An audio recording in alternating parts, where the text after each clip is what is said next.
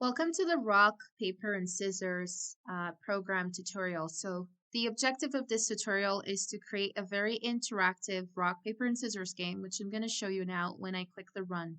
So when I click the run button, as you can see, this is a quite very interactive rock, paper, scissors game where I have two sections, one's for the player and one's for the computer.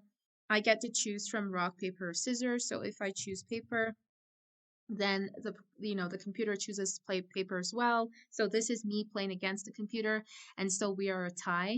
If I play this game again and I decide to choose something else, maybe this time I choose paper again. Let's see what happens. So the computer chooses scissors, sorry, and so the computer wins. So I keep playing this game on and on until I am done playing the game. Then I can say no. So if I choose rock this time, let's see. So now the computer still wins because the computer chooses paper. If I decide to say no, then the game just ends, and that's pretty much it. So there are many fun things to do to this game we're going to be working on creating it. We can put some background music to make it really interactive and entertaining. We can also put like a clapping sound whenever the player wins. So there are pretty much different type of things that we can do. First thing we need to do is let's go to Repple and create our file for this game. So we're going to go to repple.com and we are going to click on create Repple. And obviously, we're going to be selecting Python with Turtle. So what you should do is make sure you select the template as Turtle, and then the option of Python with Turtle does come in. So I'm going to select Turtle here. So Turtle, because we want to be putting images and graphics and audio, as I said, so we want to make it interactive. So Python with Turtle, and the title of this game is going to be called Rock, Paper, Scissors Game. And this is what we call the GUI version, which is like the interactive version where you saw like the picture showing and the changes happening between the player and the user. So once you're done, click on Create Repl. Now, we want to be able to design a nice home screen that the user has to first click on to get the game started, which then goes into the screen that we're going to be putting in the player and the user section, as you've already seen. So once you get to this part, of course, remove everything that you have in here and then just put in your author name, and this is going to be your name. Then your program name, this is going to be rock, paper, and scissors .py Python file. Date created, that is when you created this program, which is the 28th as of recording this video of the 8th 2023. For you it might be the 29th. Date modified, or it might be another date.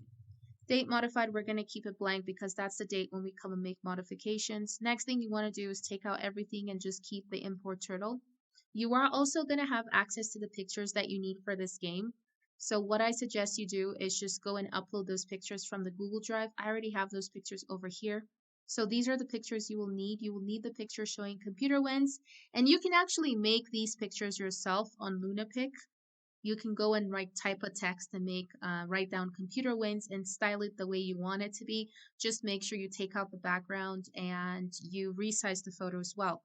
But the pictures are also provided for you to make it easier. So you have those photos all over here, and you're going to have the photos that is for the scissors hand, the rock hand, and of course the paper hand as well as those titles that you saw, which is player and computer. So what you're going to do is you need to upload those pictures first. So click on the three dots option here, select upload file, and then just select those photos that you've downloaded from the Google Drive to your computer. You can select all of them at once. Click on open. So those files get to be added. They are all, you can rename the files if you would like. For example, this is tie. The win 1 is the one that says you win, and the win 2 is the one that says computer win. So if you want to rename them, you can, but just make sure you remember the name. And when you're coding, and I do talk about what the win 1 and win 2 is, just make sure you remember that win 1 is for the user when the user wins, and win 2 is when the computer wins, and of course there's a tie. Now that we have done creating our Python program, we are now going to go and start designing a nice home screen so we can just have the user click on the button that says start and they could just start playing the game. So we want to go into LunaPic, so go to lunapic.com. We're going to make a creative and nice looking home screen. We're going to go on file and we're going to select new blank image. Select the type of design you want. I'm going to stick to the type of theme I already have, which is a black color. So black background for me, and you can select the type of color you would like for your home screen. So I'm going to go with black, and I don't suggest you change the sizes of these of the canvas, so just leave it the way it is. Now go into borders, and I'm going to go to border tool. I'm going to stick with the red sort of border because I kind of want to follow my own theme, so I might increase the thickness of the border to a 30, and I think this is pretty okay, and then I'll just click apply. So here for text, now you go to the text tool, which is T on the left side, and you need to put a title here. So I'm just going to write rock, paper, and scissors game. Or you can just say rock, paper, scissors, really. I think that's even what I'm going to do right now. So rock, paper, and then scissors. Rock, paper, scissors game. I'm going to take away these commas that I'm including. Just give a spacing and then game. So I'm putting it over here, and then of course I want to change the style of my font. So I'm going to do a different styling. I'm going to use the Jelly Roman, and I think this is even perfect in terms of the size. So it's 60. I might want to try some other type of font just to stand out. I think I'm going to go with this sort of light mustard type of color. And I'm just going to click apply. So once you're satisfied, remember to click apply so it applies the text for you. Oops. I think I have to click on my text right now. Oh, come on here. All right, there it is. So my text has now been applied. And so the next thing I want to do is to put a nice picture of the rock, paper, scissors in the middle here somewhere, and then just put a start button in this at the bottom. So let's go look for some pictures. Let's see what we can find on the net. So put rock, paper, scissors. I'm pretty sure you can find something that relates to the game. If we go into the images and we are searching up images, there's some pretty cool pictures in here. I actually like this one. This is really cool. So I think I'm just going to use this photo, but I'm just going to take out the background. So I'm just going to click on Save Image As. So if you get a photo you like, just right click and say Save Image As. And I'm going to save it to my computer as rock, paper, scissors. So R, S, and P. So rock, paper, scissors, RPS, and then just save it there. So one thing you can do is go to this website where you can actually go and remove background. So it's called Remove Background, Remove BG. And if you upload your photo, you can take out the background of any photo just so that the photo syncs nicely with your own background. So I'm going to download this photo. Now that I've taken out the background, then let's go back to LunaPic. Now, once you're back into LunaPic, if you want to add any photo in here, make sure you save your image first. So copy image to clipboard. That's like an option. That's like the 1, 2, 3, 4, 5. It's like the 6th option from bottom top at the very end on the left side. So click on copy image to clipboard. And now go to upload file. And of course, then just upload your picture. So click on choose file and select the picture that you just removed background for. Make sure it's the right one and click open. And then don't forget to also copy this picture to clipboard as well. So click on that option and then go back to your original design, which was this option right here. And now what I'm going to do is I'm going on my original design, which is, where is it again? There it is. So once you click on it, it loads up. And now you're going to go to the option that says effects, and you're going to go to blend two images so you can get that. This is perfect. This is exactly what I wanted. I think it actually even does occupy space properly. So just rearrange your image and then just put your start button over here. Maybe make it a little bit smaller.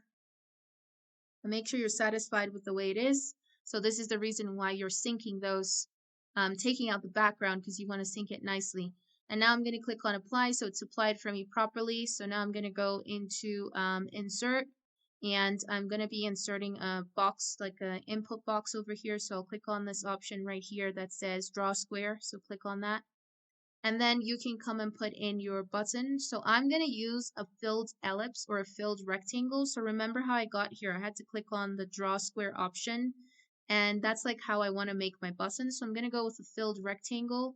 And I think I'm going to try using this color that I had, the mustardy color. So it like says start game. So it looks really nice with black. So I'm just going to use it over here. And I think it's perfect. Once you're done and satisfied, make sure you click on apply. And now I want to go and put in like a start over here, like a start statement so it can start the game. So I'm going to go back to text tool, T tool, and I'm going to type in start. And once I do that, ooh, I'm going to undo this. This was an accident. So go back to your original design, just click undo if you've happened to like done something wrong. So now I'm going to go back again to T tool, and I just wanted to type in start or begin. I think I will change the way I do stuff. I'll just write begin so it can like begin the game, and I will change the font to match the fonts that I'm already using, which is a Jelly Roman. And of course I can't use the same font because it's not gonna show on the font color. So I'm gonna use red so it can actually show nicely like that, and I'm gonna resize it to like 40 so it fits well into the box. I think 40 is too small, so maybe go like with a 50. I want it to fit all throughout the box, and drag it. Don't forget to not apply text until you drag this well. So this is pretty cool. Now, once I'm done, click apply text. If you've done apply text already, you need to go back, scroll down and go back to your original design or design before you apply the text. And so repeat. And then once you get it up, the background open again, then you're going to have to go back again to text and repeat the process. So this is done for me. So now I'm just going to scroll down and click on save. That's all you need for this part. And I'm going to go back to my program. And now we need to upload this picture. So the picture should be on your computer's download. So if you refresh, you should be able to see it there. This is the photo I just made right now. This is my main screen, home screen. So you want to go to the files option, upload file, select your photo, and there it is, and say open. So it's right there. Now rename this photo. There's like a 3 dots. Just call this home. And then you can also remove the PNG and make it a GIF. This is very important so that you can actually show this picture. And now we're going to start. So we start the programming. So you've done with the home screen design. We obviously need to look for the music, but we're going to start to code now. And we're going to be importing another library called random. And the reason we're doing this is because the computer has to, the user is playing against the computer. So the computer has to randomly choose rock, paper, or scissors. And as such, we have to import the random library so the computer can make that choice. Now we're going to be creating a list called options, and I'm going to write down all the 3 options that are available for this game, which is the rock, the paper, and you notice that I'm using lowercase, so yeah, that's something you should consider as well. And then scissors, of course. Now the next thing we're going to do is we're going to create an object of the turtle screen so we can be able to put the background picture. We also need to create a pen, a turtle pen, because we want to be able to put the picture of whatever the user chooses, whether it's rock, paper, scissors, and we want to be able to put the picture for whatever the computer chooses, whether it's rock, paper, scissors. So we need to create 2 pens for that. So first we're going to create the turtle screen. So we're going to go with turtle dot screen. And of course, the next thing to do is hit enter. And then of course, we're going to create another one. And also we need another pen where we can be able to put in the title, whether the user is winning, the computer is winning, or there's a tie. So I'm going to create one pen, which is going to be player hand, I'll call it. And so this is used to put in the player choice. That's rock, paper, scissors. So I'm going to put like a comment in here, hashtag. So I'm going to say this inserts the player's choice picture. So this we're meaning either it's rock, paper, or we're meaning scissors, of course. And then we're going to create the other one, which is computer hands, and that's going to be turtle dot turtle. And of course, this inserts the computer's choice picture, and that's of course between rock, paper, scissors. And then I'm going to create the last one, which is just going to be called hands, and that's going to be the one that I'll use to insert the winning title, or this inserts the label for either tie. So it's either tie, computer wins, or you don't have to type in these these green comments, you can just skip them, but this is for you to understand what's going on and what each part is doing. So each one of these functions, or each one of these, sorry, variables and turtle pens or turtle objects do have their own function. So we're going to be also creating a variable called player, which would store what the player has chosen, rock, paper, or scissors. We're going to set it equals to nothing in the beginning. We're going to create one for computer, and then we're going to create one to show the results, which is whether the player wins or the computer wins or there's a tie. So don't forget to equal them to nothing at the beginning. We're also going to be creating some coordinates that we're going to use to position these titles for winning, player wins, or computer wins, or there's a tie, and also to position the rock, paper, scissors hand, depending on who's choosing what, either player or computer. And here we're going to use picture to basically insert the right picture based on the choice of the player or the user. And then I'm going to create a new function that's going to be called home screen. And that's where we're going to be inserting this picture that we have here called the home. Remember, we uploaded the photo, this one that we just designed. So this is the picture we're going to show in the beginning so we can get them to start. So I'm going to print a nice welcoming message over here. I like to use these hyphens for my ASCII art. You can also insert color if you want from the Lihawi website. I'm just going to do print welcome to the rock, paper, scissors game. And after that, I'm just going to go down here and I'm going to basically put in the screen. So screen.bg color, I want to put the BG color first. And I'm just going to go with black so everything syncs nicely. And then I'm going to go with the BG pick, which is to put in this picture that we just designed, the one that's called home. And then in here, I'm going to put the name, which is home.gif. And so this should be able to work now. You can actually try it home screen, and then you just put a circular brackets and then run it and see if everything's showing well. And everything shows perfectly for me. So I'm going to zoom out a little. And as you can see, everything is showing really nicely. So I have my background here and I have this part that says begin, and it basically clicks on. I actually wanted to do something else. I might be changing. This doesn't show until they click on begin, and it shows this welcome message, and then they can start the game. So I'm going to make some slide changes there. So your background should be able to show. Now go back here and go back to the home screen function. I want us to enter a function that's going to make the button clickable. Right now this button is not clickable, so when I click on it, nothing really happens. I'm talking about the begin button. Nothing's happening right now. And what I wanted to do is when we click on it, it should be able to open up the second screen, which is the one for the game itself. All right, so that's what we're going to do. So I think I'm just going to keep this ones the way it is. It looks good. So we'll just create a click function over here after screen.bgpick. And we're going to call this function button click so that it makes the button clickable, and then put the x, y coordinates. We have to print the x and y coordinates so we can get the boundaries, and that's based on the boundaries that we can specify to the computer to make the button clickable. And here we're just going to say turtle.onScreenClick. And then we're going to be passing the name of this function, button_click. And then, of course, turtle.listen. So it can listen to what's being clicked, and that's pretty much it. So now when we run the program, the objective is, and I'm going to take my console all the way here because I always prefer my console one side and my output another side. So when we actually run this program, what we're going to be getting is that once we click on this button, we're going to be getting the x and y coordinates that we need. So like this is what I mean. So just keep clicking on your button and moving them around, moving your mouse around. This is how you make the button clickable. Do not stay on one place and be clicking. Keep moving your mouse so that you can get as much boundaries as possible, because you want to get as much points as possible where the user can click on so the computer recognizes the click.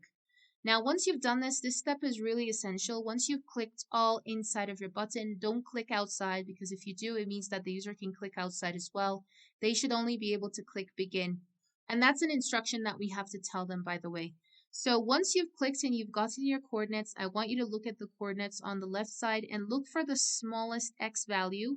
And because these are negatives, with negative numbers, the smallest is always the one that's the largest in number, and the largest is the one that's always the smallest. So the smallest negative number I have here for x is usually the ones on the left, is I think it's -81. I don't have anything that's larger than that, essentially larger than that, essentially smaller than that. So it's negative 81 for me. So that's something you need to write down and take note of. So I'm going to go put it as a comment over here just so I remember. So I'm going to say smallest x is equals to negative 81. Now let's go back again to the console. You need to look for the largest x value. And so the largest x value is obviously the positive. I see a positive 47, so that could be the largest, but make sure you check really well. You might have something that's actually larger than that, and you want to cover all boundaries. So I don't see anything larger except 49 right now, and I don't see anything that's past 49. So I'm going to go write it down as a comment because we're going to need all that information. So largest x is equals to 49. Now we're going to do the same thing for y, smallest y, so we get the boundary range. And going back to the console, I can see my smallest y, again, has to be the biggest number if it's the negative. And I see that I have something like a negative 253, 254 actually, negative 254. Let's see if we get anything bigger than that. And I'm scrolling all the way up through the numbers. Make sure you check all of your numbers on the left side because that all relates to the y-axis. And I don't see anything, so it's definitely a negative 254. So I'm going to write it here. So negative 254. And then, of course, we have to write the largest y. So the largest y as well, going back, it will be the one that's the smallest. And so that's a negative 211. Could be because I don't see anything smaller than that. So it's a negative 211. That's going to be our smallest value. So we're done. I mean, our largest value, sorry. So that's going to be the largest. Now we have all of our coordinates. Once you get all your coordinates, you're going to come back to your code and you're going to insert them so you can make it clickable. So here we are definitely going to put like an instruction. Please put that before the button click function that tells them to please click the begin button to start the game. So I'm going to write down, please click, okay, the begin button to start the game.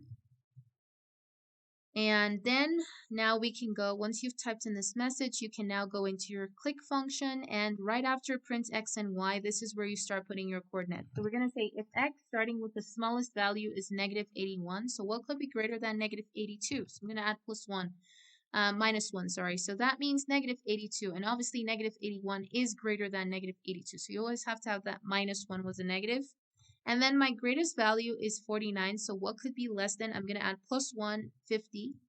And then y, going to do greater than, again, same thing. Negative 254 is my smallest. So what could be greater than negative 255? Do a minus 1. And then, of course, the smallest, the biggest value is negative 211. So what could be less than negative 210? So smaller than negative 210. That obviously is going to be negative 211. So once that happens, we're going to now come to the next line. We're going to clear screen, which means we want to delete the screen. And then we're going to be opening another one with a BG color of black. So black BG color. Okay, and then that should be it. We can now try it and see if it works. And then once it works, you can take out these comments. You don't need them anymore. So running it one more time. And as you can see, it's giving me my instruction there, telling me please click the begin button to start. So I actually want to make this quite interactive. What I'm going to do is I'm going to go look for the GUI website. I want to add some coloring and then just give some spacing as well to the way my information is displayed on the console. You don't have to do this, but I just want to do it so that mine looks better. So if you go to lihawi.com online, you search it up and you say ANSI escape color codes. So you have to write ANSI escape color codes, this one right here. And then right before that, of course, lihawi, because that's what you're trying to search up so that you can get these color codes. Then you should be able to come to this section of the website. So I'm going to go with some colors. I think I'm going to go with red color for my instructions. So I'll copy this, go back to my code, and I'm going to show you where I want to put that. So I'm going to go back to my main, and actually what I'm going to do is right before I say please click the begin button to start, I'm going to print /n, give a next line space first, and then I'm just going to print a nice ASCII art, but I'll apply the colors. I actually will apply the colors over here. The one I just copied, I'm applying the color right here after the /n. And then I'm just going to put in a nice, set of hyphens again, like I normally would do. So this comes in a separate instruction and right there. So I just put in a nice, do it again. Just going to put it randomly. I'm not really counting how many I have. I just want it to look good, like a section on its own. And so now I'm going to try to rerun again and see. So this is what I wanted. So two separate instructions. You don't have to put a /n. Actually, without a /n, if I run the program, this is how it's going to look, which I think is pretty good in gapping. So now if I click on the begin, you see that it's now changing to the next screen. So that means it's working fine. So when you click on begin, it changes. That means it works perfectly. If you click somewhere outside, which is where I'm clicking, you see that it's just only printing the coordinates, but it's not actually moving. Until I click on begin, it actually moves to the next screen. And that's what we wanted. So you can take out the print X and Y. You don't need that part now. You can also take out the section right here. So now what we're going to do is we have our game already halfway through done. So we just need to continue on with the codes to the next part, which is we're going to be creating some functions that we're going to be using to make the player's options show with the picture using that player hand that we created over here. That will be able to show whatever the player has chosen, whether rock, paper, or scissors, by putting the picture. Same thing goes for the computer hand, and same thing goes for the hand to show who is winning. And so that's the functions we need to work on, and then we'll continue on to the main game. So we're going to stop here for this tutorial until the next one, and then we'll continue working on the next parts of this game.